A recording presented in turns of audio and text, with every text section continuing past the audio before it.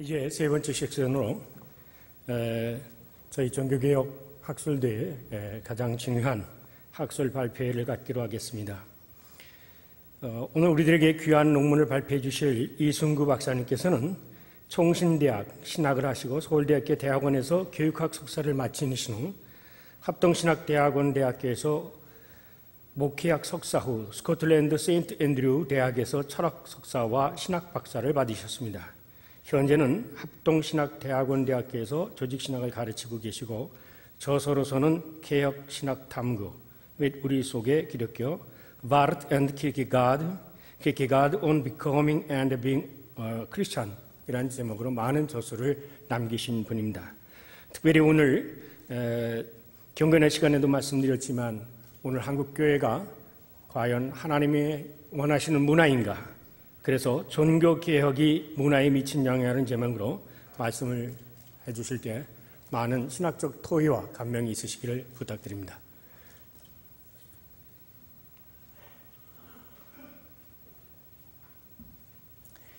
귀한 일의 한 부분을 맡아서 이렇게 섬길 수 있도록 해주셔서 감사합니다. 귀한 분들이 이 발제를 하실 수 있는데 저한테 또 순서를 주셔서 제가 될 수 있는 대로 30분 안에 하도록 노력을 하도록 하겠습니다. 여러분들이 그것을 집에 가서 읽어보시면 되니까. 핵심적인 것은 어떤 것이냐 하면 문화 변혁이 우리의 이제 궁극적 목적이죠. 종교개혁이 나중에 제가 이제 강조하겠지만 종교개혁 사상을 우리에게 분명히 했습니다. 그것은 결국 이 땅 가운데 문화를 변혁하는 결과를 가지고 왔습니다.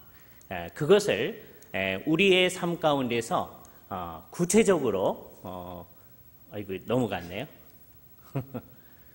구체적으로 그리스도인들의 경우에 있어서는 학문 활동을 비롯해서 모든 문화의 활동이 궁극적으로는 다 하나님과 관련되어 있어야 되죠. 그리고 그것이 하나님 나라적인 것이어야 합니다. 그래서 하나님께서 이 세상을 창조하신 그 의도에 따라서 피조계의 잠재력을 하나님의 뜻에 일치하게 드러내도록 하는 인간의 모든 행위를 하나님의 뜻에 따른 문화라고 얘기할 수 있죠. 그것을 우리는 정상적 문화라고 얘기할 수 있을 것입니다. 이 땅 가운데 제대로 된 운동이 일어났을 때는 언제든지 이러한 방향으로의 문화의 변혁이 일어나는데 그거를 일일이 전부 다 살핀다고 하는 것은 시간이 모자라죠. 그래서 이번에는 이왕 바하 합창단에서 바하에 관한 곡을 했으니까 바하의 케이스를 중심으로 해서 이걸 한번 생각을 해보도록 하겠습니다. 바하에 대해서 해석이 다양합니다. 아주 대표적인 해석 하나를 소개할 텐데 어떤 분이 이렇게 얘기했어요. 바하는 외적으로는 당시에 기독교적 표상의 세계에 매여 있었으나, 그래서 표현하는 게 기독교적인 용어가 나온다는 거예요. 그러나 합리주의가 그의 창작 활동의 기반이었으므로 계몽 사상이 나타날 즈음이니까요. 그렇기 때문에 바하는 세속적이며 발전적이고 무신론적인 계몽 사상가여서 교회의 굴레에서 벗어났다고 하면서 이것이야말로 종교적 가면 아래 가려져 있는 바하의 참모습이다, 이런 주장을 한 사람이 있습니다. 누가 했겠느냐 하면 1950년도에 바하가 주로 활동했던 라이프치히에서 바하 서거 200주기를 기념하는 행사를 할 때에 바하 기념 주간에 독일 민족 사회주의의 대변인이 이런 얘기를 했습니다. 말하는 거 들으니까 이 사람이 굉장히 마르크스주의적이죠. 그래서 바하의 음악에 대해서 부르주아적이면서도 전국적으로 프롤레타리아 혁명에 이바지하는 방향으로 기여했다라는 것이 이제 바하에 대한 평가입니다. 그런가 하면 이렇게 지나치게 가지는 않는다 할지라도 바하에게 있어서 종교적인 것은 부차적인 것이었다라고 주장하는 사람이 상당히 많습니다. 그러나 릴제 감독이 그 대표적인 예인데 바하의 음악은 신앙에서 나오는 음악이다, 이렇게 얘기한 거죠. 저기가 바하가 이제 태어났고 초창기 활동을 했던 아이젠하흐의 이제 멀리서 본 장면입니다. 바하의 가문이 어떻게 시작되어졌는지 이 사람의 생애를 잠깐 더듬어 보고 그 속에 과연 신앙이 있는 건지 아니면 어떻게 나타나고 있는 건지를 생각해 보도록 하겠습니다. 바하의 4대조 할아버지쯤 되는 마이트 바하라는 사람이 있는데요. 이 사람은 아마도 정확히 모르는데 바하가 그렇게 어디엔가 써놨어요. 헝가리 출신이라고 얘기를 합니다. 그런데 종교개혁 사상에 자기가 동의를 했기 때문에 헝가리에 계속 있었다가는 계속 이제 천주교의 상황 속에 있어야 하기 때문에 루터적인 종교개혁 사상에 동의하는 지역으로 옮아온 거죠. 그래서 튜링겐 지역으로 왔습니다. 이게 독일의 중부 지역이 됩니다. 그래서 베흐마르라고 하는 곳에 이제 정착을 해서 이곳으로부터 이 가문이 시작되기 시작하는데 이 사람 자체 바이트 바하는 1619년에 사망합니다.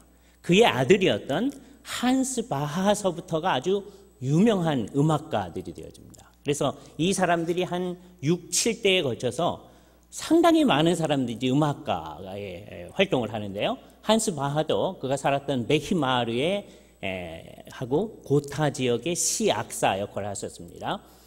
이 사람의 자녀들 가운데서 이제 어른으로 살아남은 자녀들이 3사람인데 요한에서 한스 바하도 시악사였고요.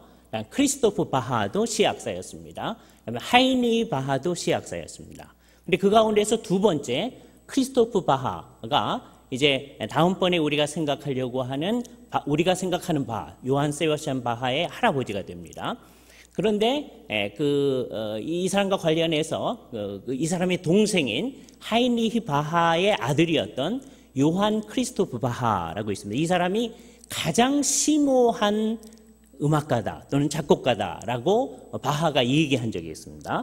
요 바하 가문을 좀 더 보면 아까 얘기했던 대로 크리스토프 바하라는 분이 이제 바하의 할아버지가 되고요. 그 사람은 바이마르의 음악가였고, 그다음에 그 사람의 아들들 가운데 이제 3사람이 있는데 게오르그 크리스토프 바하가 있고요. 이 사람도 칸토르였고 작곡가였으며, 다음에 우리가 생각하는 세바스찬 바하의 아버지가 되는 요한 암브로시우스 바하가 둘째고요. 그 다음에 이 사람하고 쌍둥이 형제가 있는데 요한 크리스토프 바하가 있습니다. 다 음악가들입니다. 특별히 암브로시우스 바하하고 크리스토프 바하는 쌍둥이였는데 얼마나 비슷했는지 그들의 부인들도 거의 겉모습으로 봐서는 비슷할 정도였다. 비슷한 시기에 죽고 뭐 그랬었습니다. 그래서 이제 이 암브로시 바하의 모습이고요. 이게 바하의 아버지의 모습입니다. 이 사람은 1671년서부터 아이제나흐의 궁전 음악가였기 때문에 거의 모든 아이들이 다 아이제나흐 출신입니다. 더 많은 애들을 낳았을 텐데 어른으로까지 이제 성장한 사람들은 특별히 8명 가운데 잘 보시면 맨 첫째 애가 6개월 살다 죽었고요. 옛날에 다 그랬습니다. 두 번째, 이게 이제 바하의 큰형입니다. 요한 크리스토프 바하가 49세까지 살았고요. 세 번째가 요한 발타잘인데 18세 살고 죽었습니다. 네 번째는 10살 살고 죽고, 다음에 그 누이인 마리아 살로메는 51세까지 있었고요. 그리고 또 6세까지 살다 죽었고, 그다음에 바로 위에 있는 형이 요하네스 제이콥인데 40세까지였습니다. 그러니까 바하가 막내죠. 8번째 아들입니다. 바하는 65세까지 살았습니다. 그 생애를 잠깐 더듬보도록 하겠습니다. 그래서 1685년 3월 21일 토요일이라고 합니다. 그때가 아이제나흐에서 프라우엔 플라네스 출생했는데 저렇게 보이는 게 지금 바하 하우스라고 하는 데인데 저기는 바하의 출생지는 아니라고 합니다. 아마 저길 거라고 해서 이제 사람들이 사들여서 바하 하우스를 했고, 요 옆에 있는 게 그 뒤에 있는 뜰의 모습입니다. 그러니까 지금 이제 여러분들이 아이제나흐 가면 바하 하우스 가면 저기를 가는데 저기는 출생지는 아니다라고 얘기를 합니다. 그죠? 바로 아이제나흐 위로 올라가면 바르트부르크 성이 있습니다. 여기 종교개혁 전공하신 분들 다 알지만 여기는 이제 루터가 그곳에서 성경을 독일어로 번역한 곳이죠. 이 위에서 본 것이고요. 이 올라가면 바르트부르크입니다. 그러니까 바르트부르크 성이 위에 있고 밑에 있는 도시가 아이제나흐다. 이렇게 생각하시면 좋겠어요. 그래서 아이제나흐의 루터 하우스도 있고요. 루터도 이곳에 있었습니다. 바하는 자기가 아이제나흐의 바흐라고 말하는 것을 아주 좋아했습니다. 그의 시민권으로서 유일하게 이곳의 시민권을 가지고 있었다고 합니다. 바하가 태어날 당시에 아이제나흐는 한 6천 명 있었고 한 20년 지나서 1710년경에 한 9천 명 되어졌다고 그래요.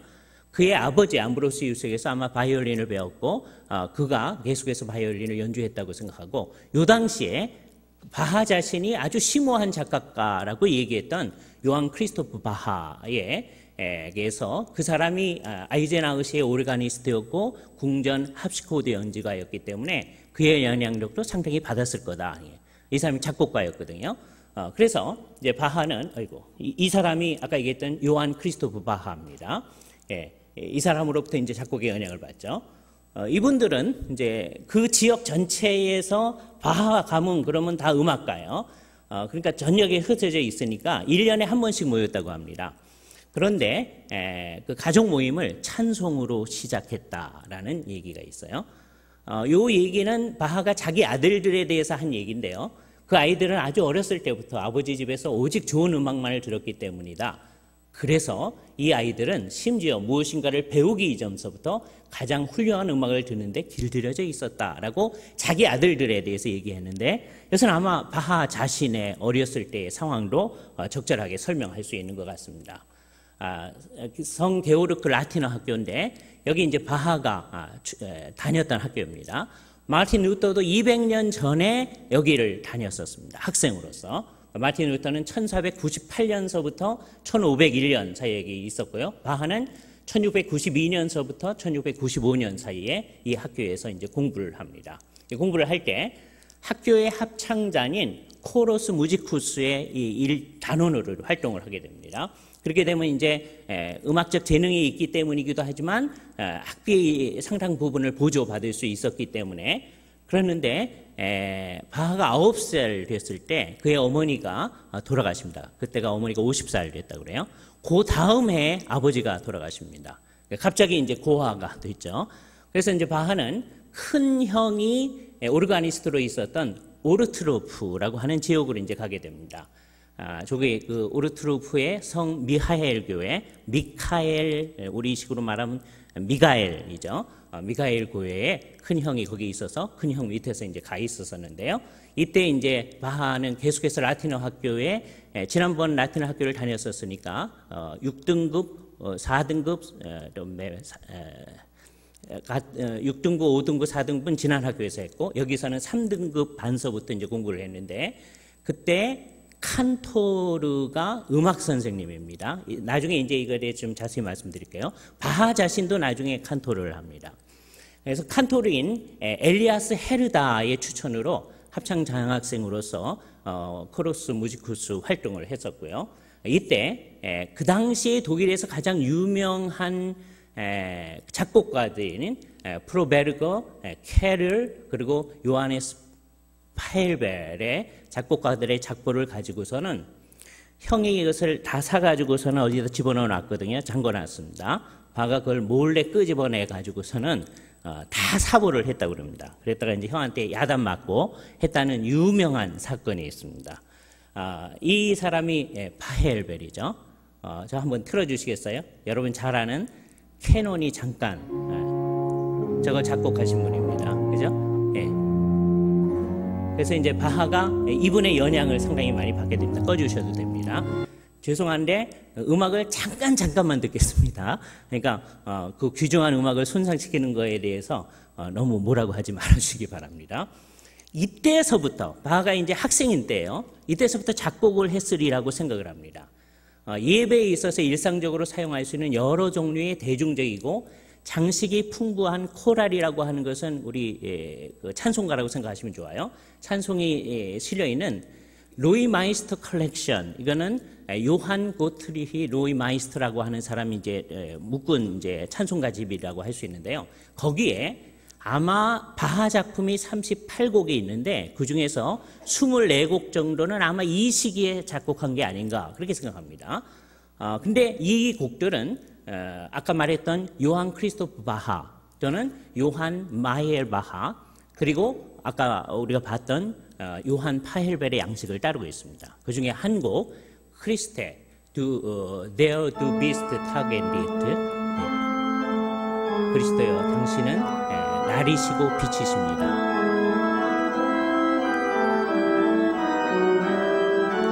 넘어가야 되겠습니다. 또 다른 곡도 작곡했는데 주여 저의 죄를 씻어주옵소서 라는 곡이 있는데 한번 들어주시죠.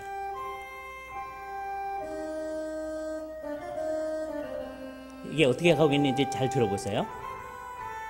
그런데 끊어주시고요. 요게 파헬벨의 우리는 한 분 하나님을 믿습니다라는 곡에 영향을 받았다고 그럽니다. 우린 들어도 잘 모를 것 같아요. 한번 들어보세요. 이게 파헬벨의 곡입니다. 그래서 바하가 이런 시기에 파헬벨이나 자기의 그 할아버지 등의 영향을 받아가지고 작곡을 했었고요. 이 시기에서 이제 바하한테 이렇게 어린 학생들을 가르치면서 있을 수 있는 그 장학금이 끊어지게 됩니다. 형은 또 아이도 낳고 그래서 어떻게 바하를 돌볼 수 없기 때문에 그곳으로부터 자기 친구인 게오르그 에르트만과 함께 북쪽으로 200마일 이상 떨어진 지금 중부 지역이었는데 저 위쪽으로 가는 게 있다. 지도를 보여드리겠습니다. 인구 10,000명 정도의 도시고 소금 생산지였던 르네부르크로 가게 됩니다. 근데 왜 이렇게 멀리 갔을까에 대해서 사람들은 두 가지 추론을 하는데요. 아마 1등급 과정은 지금의 고등학교 3학년 과정입니다. 그걸 마치고 대학을 가고 싶어하는 이 사람의 의지가 작용하지 않았을까 하는 겁니다. 또 하나는 이 학교 출신이었던 그의 선생님이었던 헤르다 칸토르였죠. 그분의 추천으로 말미암아서 거기에 가서 공부를 계속하리라고 생각한 거예요. 그래서 저 위에 보면 지금 중부지역에서 저 위에 보면 빨간 글씨로 된 게 르네부르크가 나오잖아요. 그리고 옆에 있는 게 바하가 이제 출석했던 학교입니다. 성 미하일 학교입니다. 여기서 1등급 반을 공부하면서 라틴어, 히라보, 수사학, 논리학, 그리고 종교 공부. 그게 이제 우리식으로 말하면 고등학교 3학년 과정의 공부였습니다. 그리고 헤르다의 추천으로 합창 장학생을 했습니다. 한 15명 정도가 아침 예배 합창단에서 이제 활동을 했고요. 이게 굉장히 중요한데 나중에 이제 바하가 또 같은 일을 할 때도 이 학생들을 모아서 합창을 지도하고 그 학생들이 아까처럼 교회에서 연주하고 했던 것을 생각해야 됩니다. 그리고 좀 더 큰 거는 25명 정도가 코러스 무지쿠스에서 활동하면서 마을에서 연주도 하고 하는 활동을 했었다고 합니다. 그때 그 지역에서 요한교회라는 교회가 저기 보이죠? 요한교회의 음악가로 있었던 게오르그 뱀이라고 하는 사람이 있었는데 이 사람이 가장 큰 영향력을 바하한테 이 시기에 주었으리라고 생각을 합니다. 그러면서 이 사람은 미하일리스 학교에서는 바로크 시대의 작곡가들의 거의 모든 악보를 가지고 있었다고 합니다. 그러니까 자기 형한테 있을 때도 그 악보를 다 필사했던 바하가 이걸 필사하지 않았겠느냐고 추론하는 사람도 있고요. 이 문제에 있어서 가장 권위자인 볼프 교수는 이때가 바하가 15에서 16, 17 뭐 이때인데 그랬을 것 같지는 않다. 그렇게 얘기를 합니다. 근데 하여튼 바하는 거기 있으면서 함부르크까지 상당한 거리인데요. 걸어가 가지고서는 요한 아담 라이켄 교수의 음악을 들으려고 갔습니다. 이 사람이 이제 함부르크에 있는 요한 아담 라이켄 교수고 오른쪽에 있는 그림이 성 캐터린 교회입니다. 저 사람이 저 교회의 오르가니스트로 있었어요. 그죠?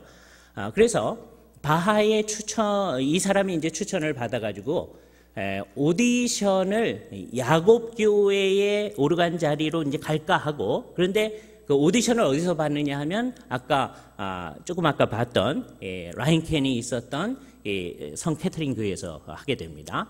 이때 바하가 작곡해서 연주했다는 곡 여러분 들어보시면 들어봤던 곡일 거예요. 한번 들어보시죠.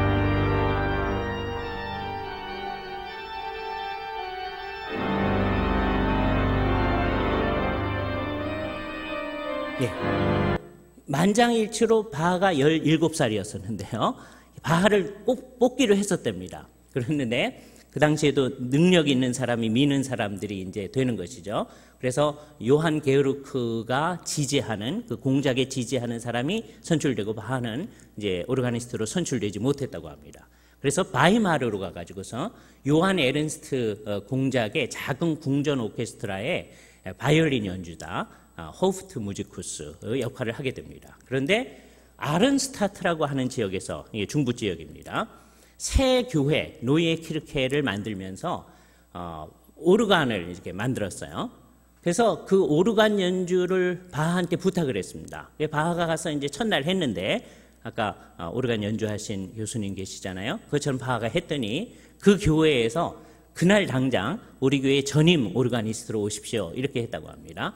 그래서 이 사람이 1703년서부터 1707년까지 아른슈타트에서 오르가니스트를 하게 됩니다. 아른슈타트는 튜링겐 지역에서 가장 오래된 역사를 지닌 도시인데 그 당시에 한 3,800명의 역사를 가지고 있었다고 합니다. 중부에 아른슈타트가 이제 보이죠. 예쁘당하고 지금은 그 교회장 그 옆에를 바하 키르케, 바하 예배당 그렇게 얘기를 합니다. 옛날에는 바하 키르케라고 하지는 않았겠죠. 지금의 아른슈타트에 가면 그렇게 되고 있습니다.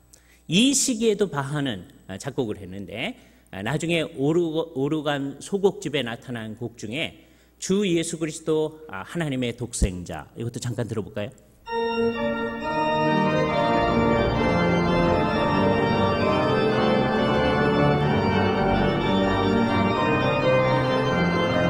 다 들으면 이제 안 되니까 그냥 넘어가겠습니다.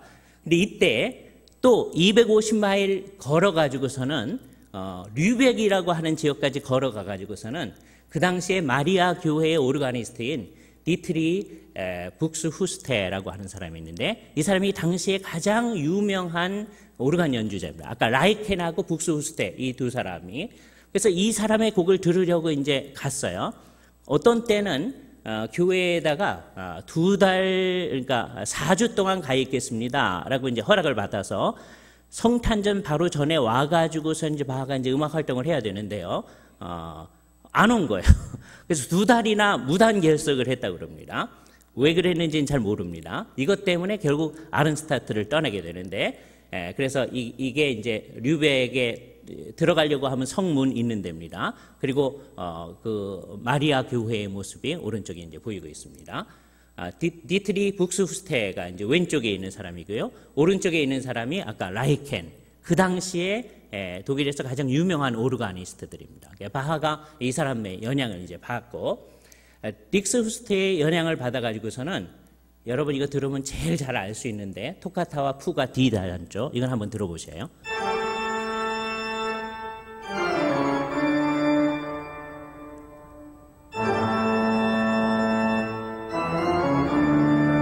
더 들어야 되겠지만 여기서 끊죠. 들어보셨던 곡이죠. 이게 이제 이 사람의 영향을 받아서 바하가 작곡하고 연주했던 곡입니다. 이제 다른 곳으로 가가지고 첫 칸타타를 작곡을 하게 되는데요. 하나님은 나의 왕이라는 곡인데 이것도 한번 들어보세요.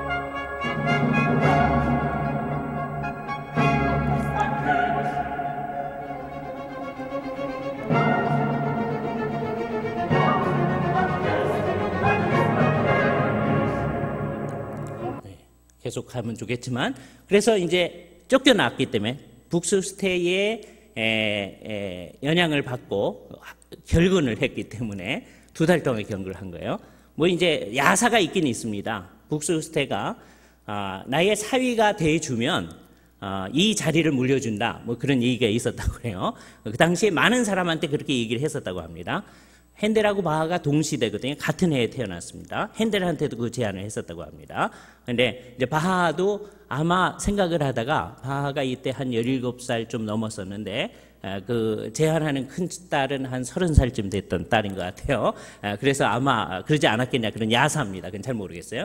그래서 이제 뮬하우젠이라고 하는 도시에 가서 디비 블라시 키르케 또는 블라시우스 키르케라고 저게 교회 예배당입니다.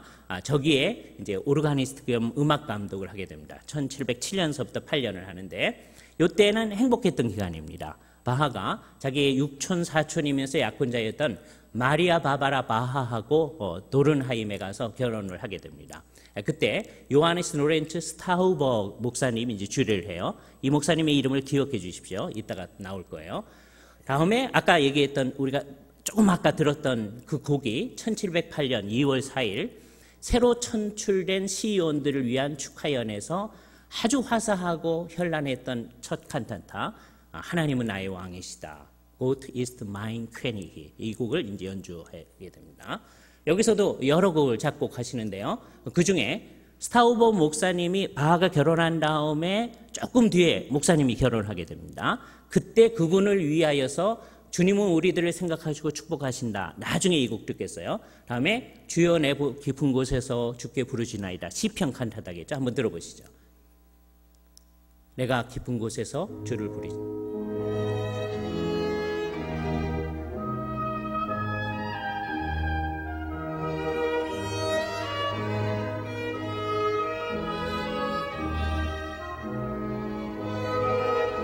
죄송하지만 여기서 끊고 또 하나 곡 들어보실까요? 하나님의 시간은 최선의 시간이다. 또는 이것을 하나님의 세상은 그래도 주었습니다.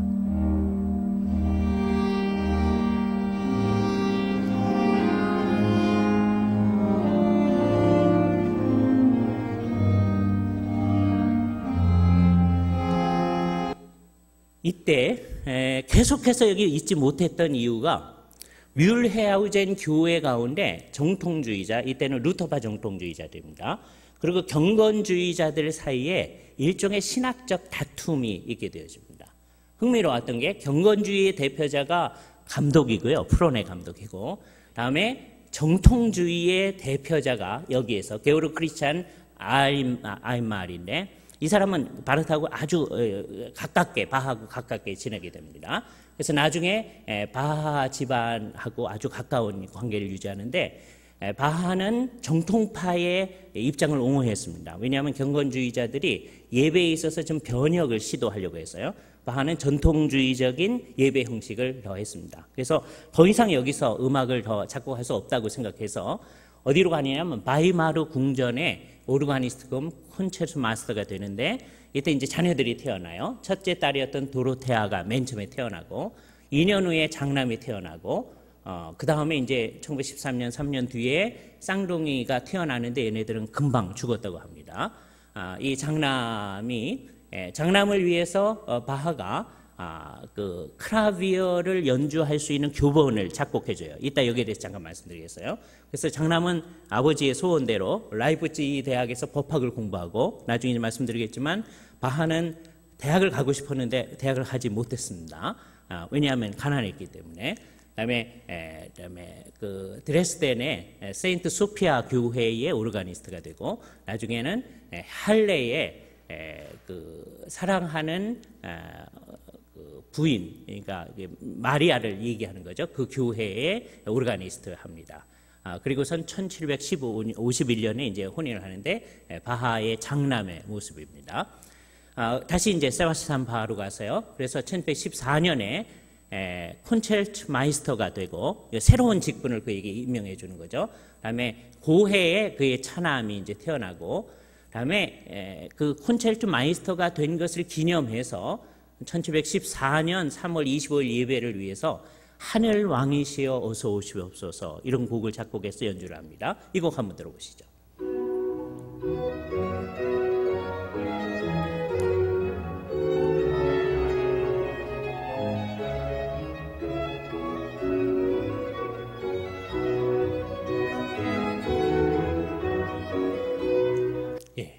그 다음에 많은 그 작곡을 하는데, 이때에 두 사람이 아주 중요합니다. 한 사람은 살로모 프랑크라고 하는 분이시고요. 또 한 사람은 에르트만 로이 마이스터 목사님입니다. 이 두 사람의 곡에 근거해서 많은 칸타타, 저기 칸타텐이라고 있잖아요. 많은 하나님을 찬양하는 찬양곡들을 쓰게 되어집니다. 이따 여기에 대해서 잠깐 말씀드리고요. 그러면서 이 시기에 그의 독특한 양식을 발전시키는데, 그것이 어떻게 해서 나타나느냐? 근대 이탈리아 협주곡 양식에 대한 그의 독특한 반응에서 왔다고 합니다. 특별히 저 두 사람의 마르셀로라고 하는 사람하고요, 다음에 우리가 잘 아는 비발디의 곡들을 바하가 열심히 분석을 해보고, 다음에 이 사람의 작품을 이 사람은 주로 바이올린 곡 같은 걸 많이 썼었는데, 그것을 기악곡으로, 그러니까 오르간 연주할 수 있는 곡으로 편곡을 하고, 그러면서 이제 음악을 이제 얘기하는데, 그래서 바하에 대한 정기를 썼던 포르켈이라고 하는 사람이 비발디의 작품이 바하에게 음악적으로 사고하는 방법을 가르쳤다, 그렇게 얘기하네. 바하에 있어서의 음악적 사고는 무엇이냐? 저 세 단어로 종합을 하는데, 하나는 오르둥, 질서고, 두 번째는 추잔맨항, 일관성 또는 뭐 총합 뭐 그럴 수 있는 거고요. 하나는 very healthiness, 관계. 이 세 가지가 바하가 생각한 음악적 사유의 통찰이다라고 생각하는 거예요. 그래서 이제 잠깐 여기서 괴텐으로 가게 됩니다. 괴텐은 중부에 좀 있는 거죠. 이때 아주 젊은 레오폴트 대공이 거기 있었는데, 레오폴트 대공은 음악을 매우 사랑해서 바하의 그 작은 오케스트라에 자기가 바이올린 연주도 하고 그랬다고 합니다. 여기서 17년서부터 23년 사이에 있게 되는데, 쾌텐을 멀리서 본 모습이고요. 바하 당시의 그 쾌텐의 모습입니다. 이 지역의 독특성은 우리가 여태까지 얘기했던 모든 지역은 전부 다 루터란 지역입니다. 근데 쾌텐 지역은 여기가 개혁파 지역입니다. 근데 되게 하이델베르크에서도 그랬지만 부인들이 루터파인 경우가 많아요. 하이델베르크도 그랬습니다. 그래서 요리문답은 개혁파적 요리문답이 나오는데 부인이 루터파니까 그 루터파 사람들의 감정을 상하지 않으면서 어떻게 만들까? 내용은 개혁파적인데 그 루터파의 사람들의 마음을 상하지 않는 내용이 나오는 거죠. 쾌텐 지역에서도 바하는 이제 루터파를 옹호하는 그 예배 가운데 참여를 하게 되죠. 거기에 궁전에서 바하가 열심히 연주하고 했을 텐데 지금 거기를 바하홀이라고 합니다. 쾌텐에 있는 지역이고요. 이때 상당히 많은 곡들을 여기서 작곡을 했다고 생각합니다. 바하에게 아주 유명한 곡인 브란덴부르크 협주곡 있잖아요. 그게 아마 여기서 이제 작곡되어졌을 거라고 생각해요. 이걸 왜 브란덴부르크 협주곡이라고 하냐면 이 곡을 1721년에 브란덴베르크 슈베르 지역의 백작인 크리스찬 루드비에한테 헌정을 했기 때문에 브란덴부르크 협주곡이라고 얘기를 합니다. 근데 이때 가까운 사람들이 이제 죽음을 경험하는 거예요. 1720년 7월 바하가 레오폴트 공을 따라가지고 여름 별장쯤 되는 휴양지 보헤미아 지역에 그 당시 용어로는 칼스바트인데요. 바트니까 여기가 이제 온천 지역임을 알 수 있잖아요. 오늘날은 여기를 카를로 비바라라고 한답니다. 거기서 연주를 하고 있었었는데 그때 부인이 죽었다고 합니다. 그죠? 바하는 나중에 집에 와서라야 그 소식을 들었다는 거예요. 심지어 장례식도 다 치러진 다음에 이제 그 소식을 들었다고 합니다. 우리가 사는 시대하고 바하 시대하고의 상당히 다른 상황을 볼 수 있었죠. 바하가 한동안 가 있었던 오르투르프에 있는 형도 이 시기에 죽게 되어집니다. 이걸 극복하려고 수없이 많은 작품들을 쓰게 됩니다. 우반주 첼로 모음곡, 그 중에 첫 번째 곡 1007번만 들어보도록 하죠.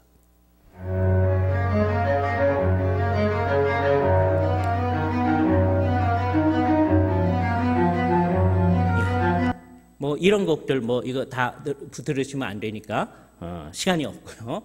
그리고서 이제 함부르크의 야코비 교회를 지원하는데 이때 그 라인켄이 바하에게 굉장히 좋은 점수를 줬다고 그래요. 그런데도 불구하고 부유한 수공업자의 아들인 요아킴 하이트만이라고 하는 사람이 4,000마르크의 뇌물을 써서 이 자리를 차지하게 되고 바하는 이 자리에 뽑히지 않게 되어집니다. 그런데 이제 바하는 이제 부인이 죽었으니까 재혼을 하게 되는데 그 궁전의 트럼펫 주자였던 요한 카스파르 빌켄이라고 하는 사람의 막내딸이고 괴텐 지역의 궁전 가수였던 안나 막달레나 이 여인하고 같이 이제 혼을 합니다. 나이 차가 상당히 많은 거죠.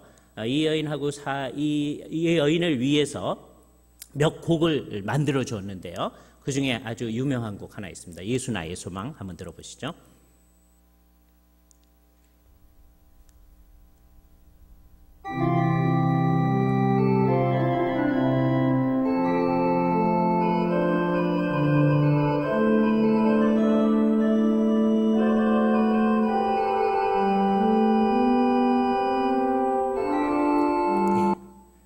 이건 그냥 넘어가도록 하겠습니다.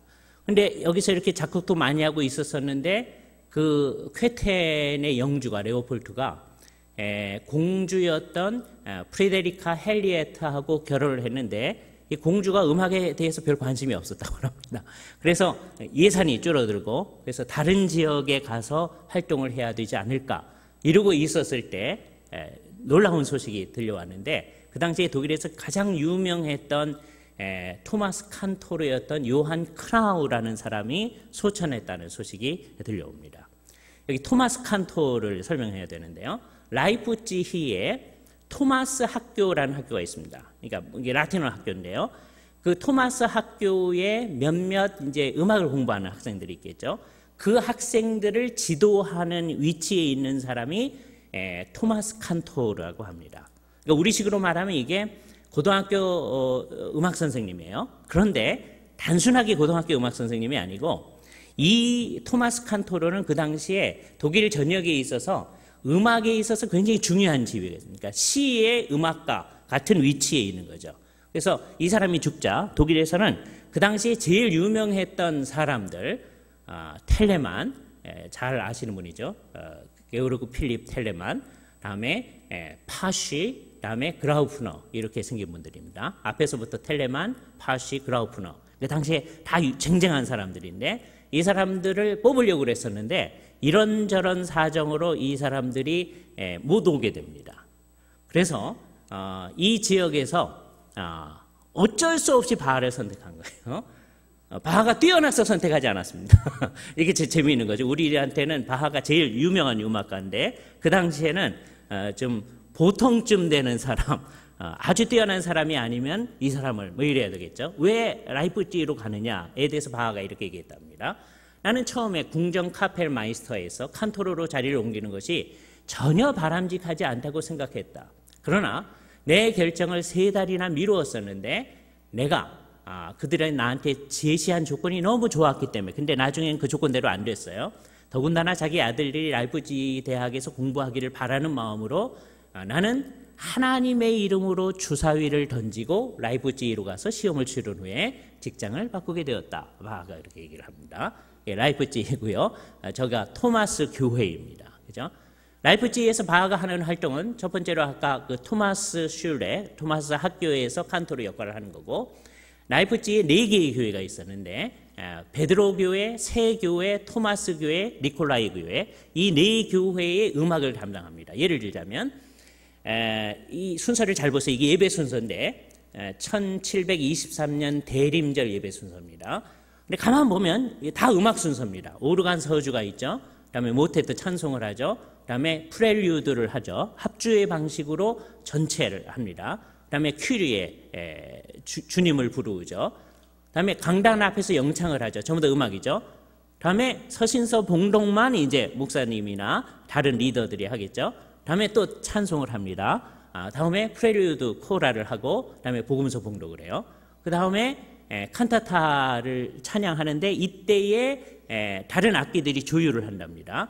다음에 그때 1723년 때 이제 오소서 이방인의 구세주여, 이 곡을 바하가 이제 작곡을 해서 그 예배 시간에 하도록 했던 거예요. 그 다음에 사도신경 찬송하죠. 그 다음에 설교 들은 다음에 여러 절 부르고 성찬 제정의 말을 듣고, 그 다음에 성찬이 끝날 때까지 성찬이 진행되는 동안에 코랄 프렐루드 합창을 교대로 연주하죠.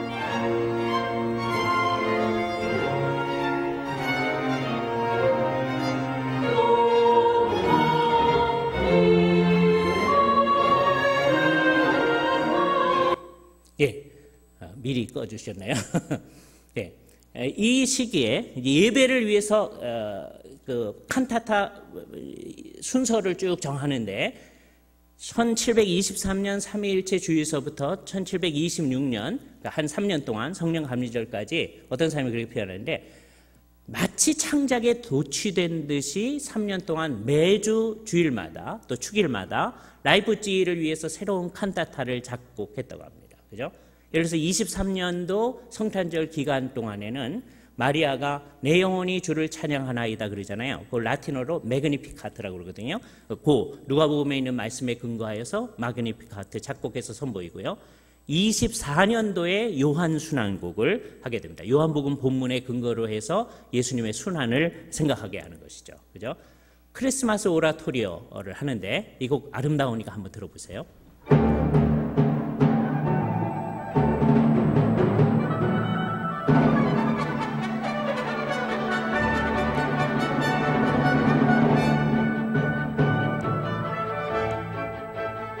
그만 되죠.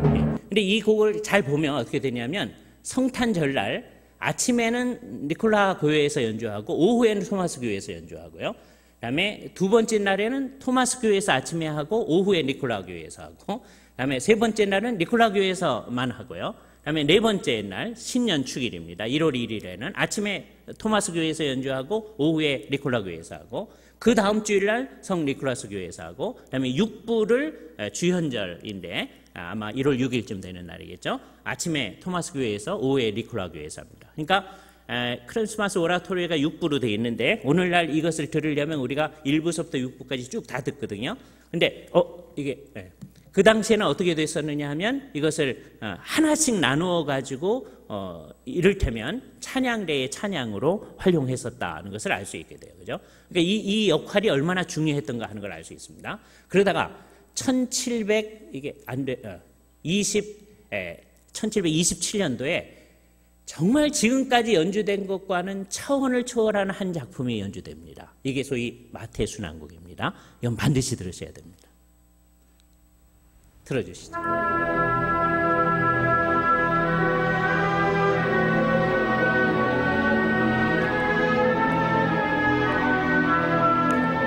음악을 들으시면서 한스 엥겔이 이 곡에 대해서 한 말을 들어보시겠습니다. 이 순환 오라토리오에는 사람을 압도하는 드라마에다가 나레이터가 있고 미녀조의 합창이 있으며 옛날 교회에서 하던 민속 연극에서처럼 천국을 끄는 아리아와 합창이 있습니다. 순환곡에는 극적인 요소를 비롯하여 감정에 호소하는 힘과 내적인 신앙심을 풍부하게 표현하고 있습니다. 이 곡 가사는 시인 피칸더가 바하 자신의 지도와 협력 아래 쓴 것이라고 합니다. 이거는 나중에 여러분이 순환주간에 들어보시면 굉장히 중요한 거죠. 다 연주하는데 상당히 오랜 시간, 한 2시간 반, 3시간 걸립니다. 근데 이 귀한 곡이 있었으니까 사람들이 계속 연주했을 것 같은데 초연한 다음에 27년도에 초연한 다음에 아무도 연주를 안 했다고 합니다. 100년 후에 딱 부활이 되는데요. 1829년, 1827년도 초연했었잖아요. 딱 102년 후죠. 1829년 3월 11일 날 펠릭스 멘델스존, 맨 앞에 있는 그 인물이죠. 베를린의 징 아카데미라고 하는 가운데 있는 건물입니다. 저것을 창립한 사람이 첼터라는 분인데 바하의 많은 곡들을 자기 제자들한테 잘 가르쳤습니다. 그래서 저거 초연할 때 멘델스존이 20살이었다고 그래요. 20살의 멘델스존이 바하의 마태 순환곡을 부활시켜 놨다는 걸 알 수 있습니다. 그러니까 바하가 라이프치 백성들을 위해서 순환주간에 그리스도의 순환을 깊이 생각하도록 하기 위해서 작곡하고 연주했던 곡입니다. 물론 여기 있으면서 어려움도 많았다고 합니다. 음악에 별 관심이 없는 시 당국하고 어떻게 관계를 할 것인가 하는 것. 이전서부터 토마스 학교의 칸토르가 가지고 있었던 라이프치 대학이 있었으니까 1400 몇 년대서부터 있었던 대학입니다. 그 대학교의 공식 행사 때 음악 감독으로서의 권리를 보존하고 행사하기 위해서 이 사람은 대학에도 간 일이 없고 그러니까 사람들이 이 사람을 자꾸 여기서 배제시키려고 하는 거고, 그걸 어떻게 할 것인가. 대학에서 이제 졸업식이 있을 때요, 음악 연주를 하거든요. 그 일을 이제 감당하는데 그런 부분. 그래서 이제 바하가 다른 데 일자리가 없을까. 그래서 자기 친구 가운데 에르트만, 지난번에 류넨부르크가 할 때 같이 걸어갔던 그 사람입니다. 자기보다 한 5살쯤 많은 사람인데 편지를 해가지고, 이 사람이 그 외교관이었었는데 러시아 황제의 공사한테 다른 곳에 음악가 자리가 있는지를 알아봐 달라고 뭐 얘기합니다. 또 그 친구한테 칸토르직을 수행하면서 겪는 많은 괴로운 일에 대한 보상을 가정에서 받는다라고 얘기한 것으로 봐서 여기 있는 동안 어려웠던 것 같아요. 그럼에도 불구하고 27년 동안 그는 토마스 칸토르로 있었습니다. 이때 그는 많은 곡들을 쓰는데 우리가 오늘 들었던 내주는 강한 성이요, 한번 그 독일어로 한번 들어볼까요? 예. 내주는 강한 성이요, 80번.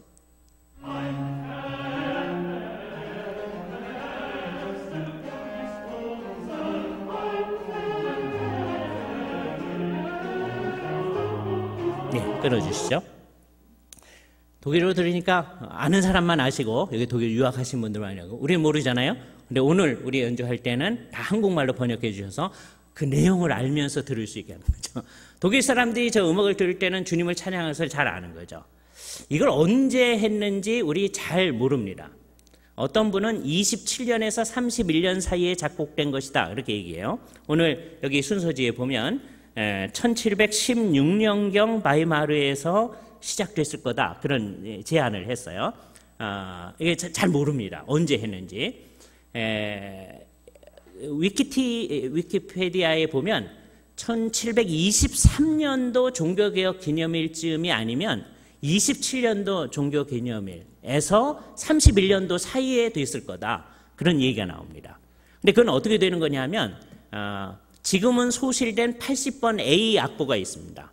그다음에 80번 B 악보가 있어요. 그래서 아마 80번 A가 23년도쯤에 나온 것 같고 아니면 그것의 원형이 16년도에 있을지도 모르죠. 그다음에 B가 있었는데 한 31년에서 그 사이에 지금 현존하는 80번이 완성된 것이라고 생각되어집니다. 그죠? 그런데 바하의 전문가인 볼프 교수는 이 곡을 초연한 연주 날짜가 1740년이다 그래요. 그러니까 몰라요. 이 곡을 언제 연주했는지. 한국에서 이 곡을 이제 오늘 연주했다. 이걸 이제 기억하시면은 좋을 것입니다. 그죠? 그러면서 이제 일반적인 음악도 연주를 하는데 이때 중요한 역할을 한 게 어떤 카페 하우스 또는 일종의 레스토랑인데요. 그걸 운영한 사람이 고트프리드 침멀만이라는 사람이에요. 연중 내내 이 컬리기움 뮤지쿰이라고 하는 곳이 이 커피 하우스에서 연주를 해줬습니다. 들어가는 것은 사람들이 그냥 들어가는 거예요. 그런데 가서 이제 침머만은 그렇게 하면서 손님들이 이제 음식을 주문한다든지 커피를 주문한다 할 거 아니겠어요? 그래서 소위 세속 칸타타가 나오는데 그 중에 제일 유명한 커피 칸타타의 앞부분을 한번 들어보세요.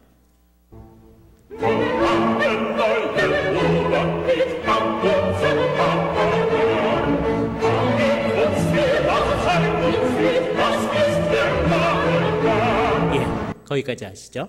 예. 시작하는 부분이 저기 말한 대로 슈바이그트 스텔레 조용하세요. 그 다음에 프라우데르트 니트 떠들지 말고 말하지 말고 그러면서 이제 시작하는 겁니다. 그죠? 또는 이제 농부 칸타타라고 하는 거 새로운 영주님이 오셨네요. 또는 새로운 주인님이 오셨네요라고 하는 겁니다. 저게 이제 아까 얘기했던 칠머만이 운영하던 카페하우스의 모습입니다. 이건 그냥 넘어가시죠. 1745년 전쟁이 일어났습니다. 프로시아가 라이프치히 정문화까지 진격해 왔어요. 그때 바하는 이거에 대해서 믿음으로 반응해야 되니까 평화의 왕 예수 그리스도여를 작곡했다고 합니다. 그 음악을 한번 들어보시죠.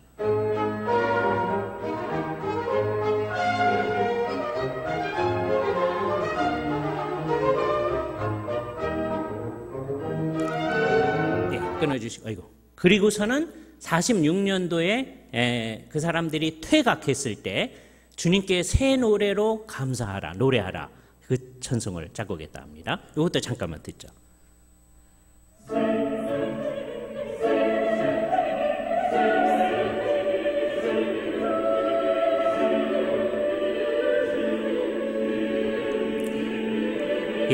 예배가 주님 앞에 찬양하는 곡, 전쟁이 끝났으니까 그런 거죠. 이 시기에 다양한 이제 오르간 작품들을 썼었고요.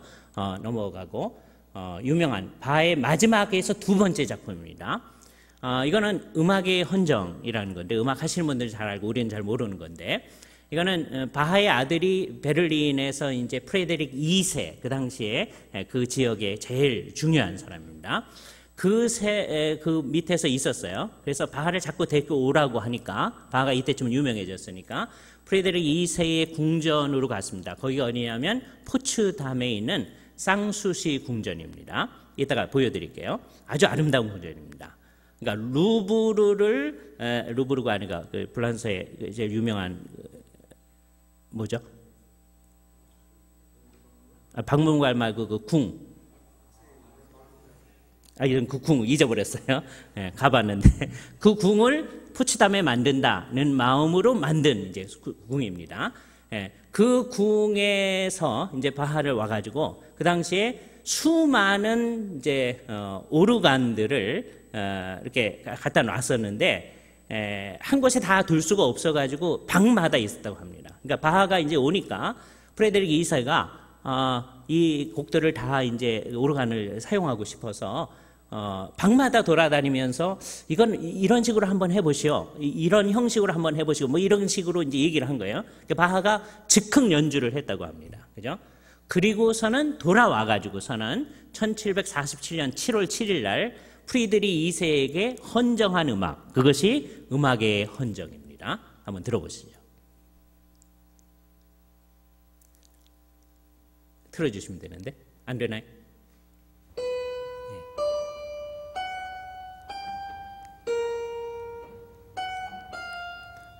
끊지 마시고 쌍수시 궁전을 보시기 바랍니다. 들으시면서 아름답죠? 전체적인 조감을 그 정원과 함께 볼 수 있는 겁니다. 그죠? 쌍수시라고 하는 것은 사람들의 편안함, 뭐 이런 고요함, 뭐 이런 거예요. 궁전 이름이 그렇습니다. 그죠? 프레데릭 2세고요. 이 사람이 음악을 사랑했던 사람이니까 이 사람한테 음악을 사용한 겁니다. 끊어주시죠. 말년에 심한 안질이 있었다고 그러는데 오늘날 지식으로 봤을 때는 아마도 당뇨로 인한 합병증이 아닌가.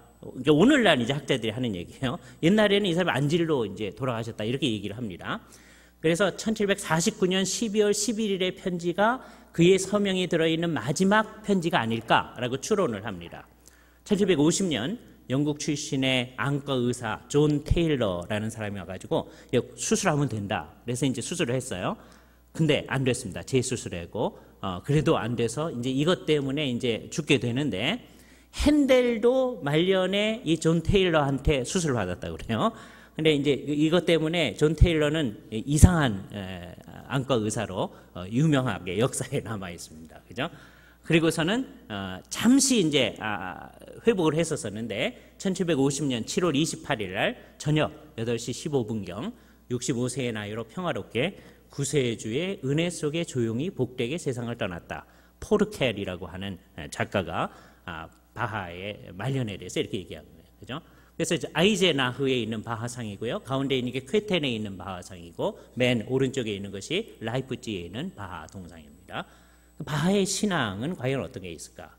바하 초기 작품에 아까 로이 마이스터 컬렉션의 한 24곡 정도가 굉장히 이른 시기에 찬송가곡 작곡한 거라고 그랬잖아요. 그게 전부 다 찬송가입니다. 그죠? 이런 식의 찬송가를 작곡한 거죠. 예배에 사용할 수 있는 찬송가. 자기를 주례했던 목사님, 스타우버 목사님이 혼인식 할 때 1707년 10월경에 혼인식 할 때 그거를 위해서 작곡한 거. 하나님은 우리를 생각하시고라는 게 시편 115편 12절에서 15절에 음악을 붙인 거예요. 한번 들어보시죠.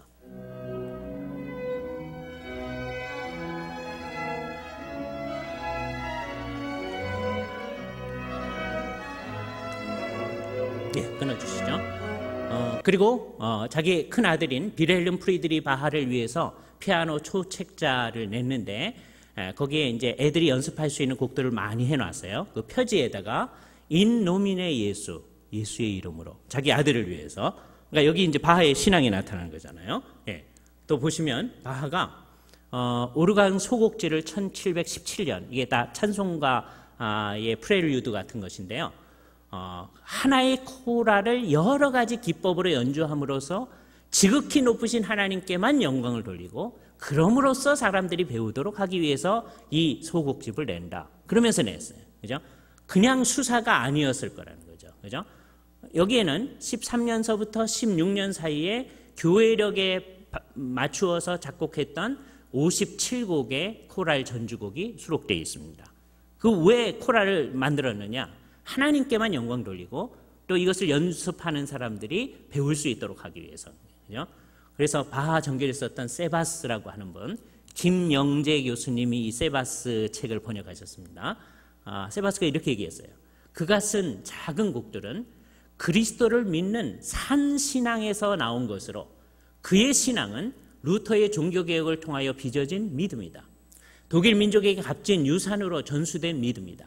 짤츠부르크의 모차르트 기념관의 관장인 파운 가르트너는 그가 쓴 바하의 전기에서 루터의 형상이 칼날처럼 번쩍이는 천사처럼 그 위대한 음악가의 존재 속에 나타나 보인다고 표현한다. 그러면서 자기 자신이 여기에 동의를 하고 있는 거죠. 그러니까 바하의 음악은 이런 신앙에서 나왔다는 게 아주 분명합니다. 내가 토마스 칸토르가 된 것은 하나님의 뜻이다 라고 바하 자신이 얘기했습니다. 그런 루터 전집을 라틴어 전집도 가지고 있었고요, 독일어 전집도 가지고 있었다고 합니다. 그러니까 우리보다 훨씬 낫게 이걸 실제로 읽은 거죠. 정통주의 신학자 가운데 요한 아브라함 칼로프 또는 칼로비우스라는 분이 있어요. 이분이 루터, 그러니까 이게 일종의 주석 성경입니다. 루터가 번역한 것에다가 나나주에다가 이분이 이제 설명을 해놓은 게 있어요. 일종의 주예서인데 이게 3권으로 되어 있는 주예서인데요. 바하가 이걸 가지고 있으면서 그 옆에다가 이렇게 뭐라고 기입을 해놓은 게 많이 있어요. 그죠? 그 중에 역대하 5장 13절 주변에다가 뭐라고 했냐면 노타 베네, 잘 주의하라. 이게 우리가 당구장표 되게 해서 하잖아요. 근데 이제 유럽 사람들은 되게 노타 베네 해서 얘기를 합니다.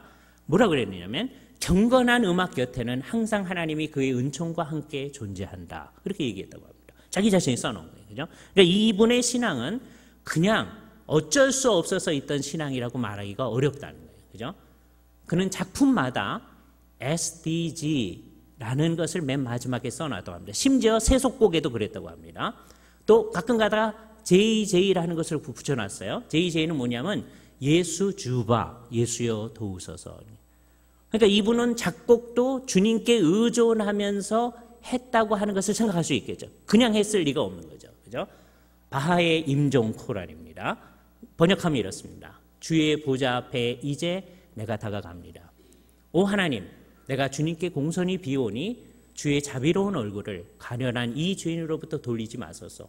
나에게 복된 임종을 주소서. 주여 세상 끝날에 나를 깨워주소서. 그리하여 내가 주님을 영원히 뵙게 하소서. 아멘, 아멘. 나의 기도를 들어주소서. 이걸 흔히 바하의 임종 코랄이라고 합니다.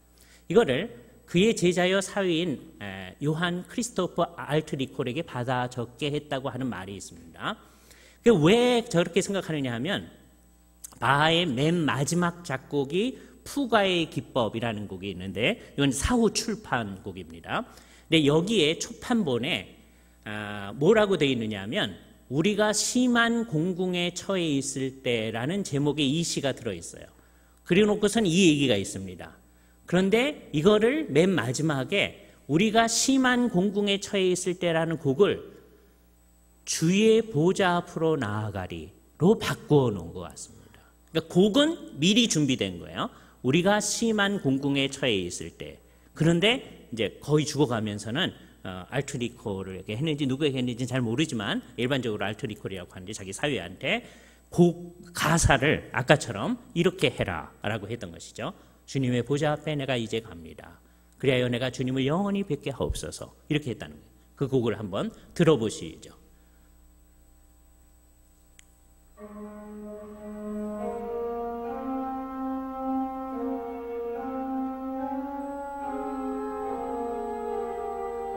주의 보좌 앞에 이제 내가 다가갑니다. 오 하나님, 내가 주께 공손히 비오니 주의 자비로운 얼굴을 가련한 이 죄인으로부터 돌리지 마소서. 나에게 복된 임종을 주소서. 주여 세상 끝날에 나를 깨워주소서. 그래야 내가 주님을 영원히 뵙게 하소서. 아멘, 아멘. 나의 기도를 들어주소서.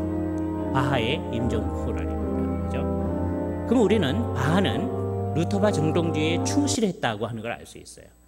알버트 슈바이처가 바하를 잘 알고 바하의 오르간을 잘 연주했던 사람입니다. 슈바이처가 오르간 연주자로 유명하잖아요. 바하에 대해서 이렇게 얘기했습니다. 바하는 가사를 깊이 연구하고 철저하게 분석하여 가사가 전달하려는 주된 내용을 완전히 습득한 다음에 비로소 거기에 음악적 표현을 붙인다. 바하를 잘 이해한 사람다운 표현인 것이죠. 그의 차남이었던 칼 필립 엠마누엘 바하도 이렇게 얘기합니다. 경건한 마음을 담아 그리고 가사의 내용에 입각해서 작업하였고 따라서 어줍지 않고 언어의 유의라든지 개개 어귀의 표현에 집착하지 않고 오로지 고스란히 이해되는 표현을 남기려고 하였다라고 했어요. 그는 1723년 라이프치히 그 토마스 칸토르가 되면서 콩콜디아 신조에 서명을 해야 되거든요. 루터파니까. 그게 이제 우리가 어느 학교 교수로 될 때 그 학교에 뭐에 서명하는 거 비슷한 거예요. 그때 콩콜디아 신조에 그는 정말 마음을 같이하여 콘콜리아, 마음을 같이하여 서명을 했다고 하는 걸 알 수 있습니다. 그의 부활 희망을 엿볼 수 있는 시가 있어요. 이게 이 시 자체는 있는 건데 아마 이게 바하의 장례식에서 연주됐던 곡이라고 생각합니다. 사랑하는 주 하나님, 우리를 깨우셔서 당신님의 아들이 올 때 우리는 그를 기쁨으로 맞이할 준비가 되었나이다. 순수한 마음으로 당신님의 사랑하시는 아들 예수 그리스도를 통하여 우리들은 당신님을 영원히 섬길 것입니다. 아멘. 이게 부활신앙을 표현해 주는 거죠. 어쩌면 49년 말이나 50년 봄에 자기가 어떤 기악 악보를 준비했습니다. 이 곡 자체는 아까 제가 맨 처음에 말씀드렸던 바하가 매우 학식 깊은 심오한 작곡가라고 얘기했던 자기의 할아버지 뻘되는 요한 크리스토프 바하의 작품입니다. 거기에다가 이 시를 붙이신 거죠. 그죠? 사랑하시는 주 하나님, 우리를 깨우셔서 한번 들어보시죠.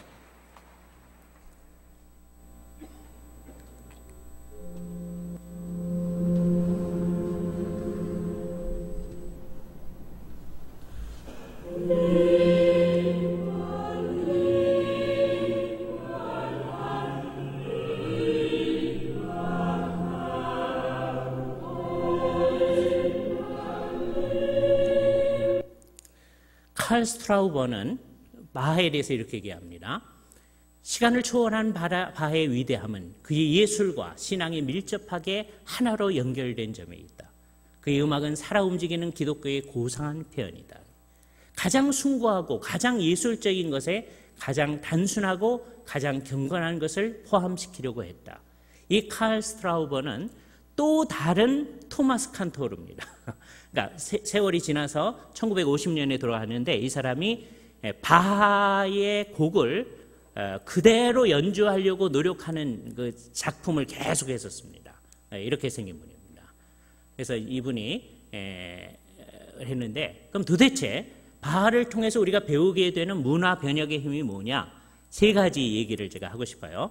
두 번째 얘기를 먼저 하겠습니다. 하나는 동질의 신앙을 가진 동지들과의 협력이라는 거죠. 아까 말씀드렸듯이 살로몬 프랑크의 곡에다가 붙입니다. 그죠? 저 많은 곡들, 또 저보다도 많은 곡들이 다 이분의 시에 붙여준 거예요. 그죠? 그 중에 여러분이 잘 아는 곡, 모든 사람이 바라는 기쁨이신 예수여. 이 곡 한번 들어보시죠. 잘 아시는 거예요.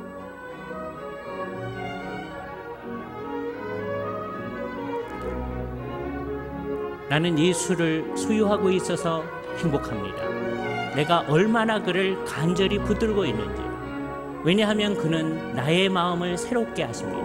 내가 병들고 슬플 때. 나는 나를 사랑하시는 예수님을 소유하고 있습니다. 그리고 그는 나를 나 자신의 것으로 나에게 주셨습니다. 나는 예수님을 떠나지 않으려 합니다. 내 마음이 깨어질 때라도요. 예수님은 나의 기쁨으로 남으십니다. 나의 마음의 위로요, 본질이요. 예수님은 모든 고난 가운데 거기 계십니다. 그는 나의 삶의 힘이시요, 내가 바라는 것이시요, 내 눈의 햇빛입니다. 나의 영혼의 보화이시고 축복이십니다. 그러므로 나는 예수님을 버리지 않을 겁니다. 나의 마음에서도 내 얼굴에서도. 이 곡은 바하 칸타타 147번인데요. 마음, 그다음에 입, 그리고 행동, 그리고 삶이라는 곡의 6번째 곡입니다. 이런 모든 것이 살로몬 프랑크의 시를 가지고서 바하가 작곡을 한 거죠. 그러니까 좋은 작시자가 있는 거죠. 그죠? 또 한 사람이 에르마르트 노이 마이스터 목사님이십니다. 함부르크 성야곱교회 목사님이시고, 이 사람이 이제 독일 칸타타의 정립에 아주 크게 공헌했다라고 하는 거죠. 바하가 1923년도에 대림절에 연주했던 어서 오소서 이방인의 구세주여, 아까 들었던 곡입니다. 이것도 이분이 그 가사를 쓴 것입니다. 노이 마이스터 목사님이시고요. 그가 섬겼던 교회의 모습입니다.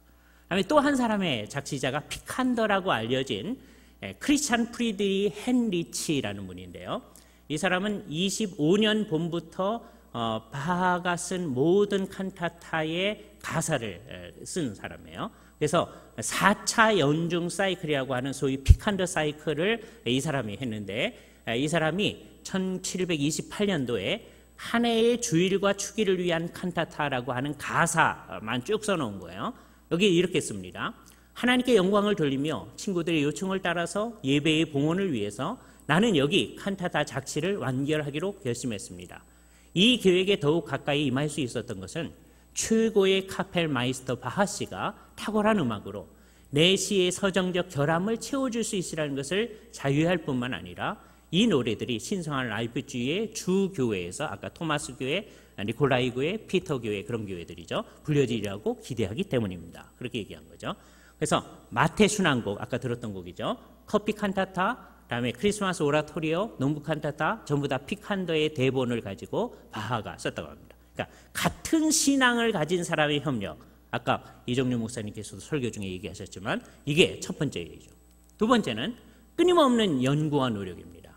그는 초기에 요한 파엘벨의 작품을 모델로 삼아서 여러 곡을 썼었습니다. 또 린덴베르크 시절에서 그 학생 때에도 서곡, 다른 여러 곡들을 게오르크 뱀의 작품을 통해서 여러 곡을 썼었습니다. 함부르크의 라인켄을 통하여서도 썼을 뿐만 아니라 라인켄을 통하여서 이탈리아 음악가의 영향을 받는데 우리가 잘 아는 알비노니의 영향도 받고 그것을 어떻게 자기 곡으로 만들까 이렇게 만들었어요. 그다음에 비발디의 영향을 잘 받아서 여러 곡을 편곡하고 썼습니다. 맨 마지막에 이 모든 것이 무엇 때문이냐? 진정한 신앙 때문이라는 거죠. 특히 바하에게 있어서는 루터보다 200년 뒤입니다. 그러니까 이신칭의를 믿는 진정한 신학의 내용. 이신칭의라고 하는 게 종교개혁의 내적인 원리, 내용적인 원리라고 우리 흔히 얘기하는 거죠. 오직 믿음 얘기해놓고서는 믿음에다가 행동을 더해서 이렇게 가는 것은 오직 믿음이 아닙니다. 그러니까 오직 믿음은 오직 은혜만을 얘기할 수밖에 없는 거죠. 그건 오직 그리스도밖에 우리 구원의 근거가 없다는 것을 얘기하는 겁니다. 오늘 우리나라에서도 우리 복음주의적 형제들 가운데서도 이것을 변경시키려고 하는 움직임들이 있는데 그것이 얼마나 심각한 문제를 일으킬 것인가 하는 것들을 생각해야 됩니다. 그래서 이신칭의를 믿는 진정한 신앙과 성경에 대한 신앙, 이것이 종교개혁의 형식적 원리라고 얘기하죠. 그래서 하나는 종교개혁의 내용적 원리고 하나는 material principle이고 하나는 formal principle이라고 일반적으로 얘기하는 건데 이게 이 사람 안에 있는 거죠. 그것이 삶과 문화의 목적에 기여하게 합니다. 위대하신 하나님의 영광을 위하여 아드 마조렘 데이 글로리아 또는 그가 늘 썼다고 하는 말 솔리 데오 글로리아. 근데 방식으로 구체적으로 살 때는 어떻게 하느냐? 성령님께 의지하면서 항상 기도하면서 하는 거겠죠. 아까 스트라우버가 자기의 장례식에서 연주해달라라고 얘기했던 예수 나의 기쁨 바하 227번을 들으면서 오늘 강의를 마치도록 하겠습니다. 들어주시죠.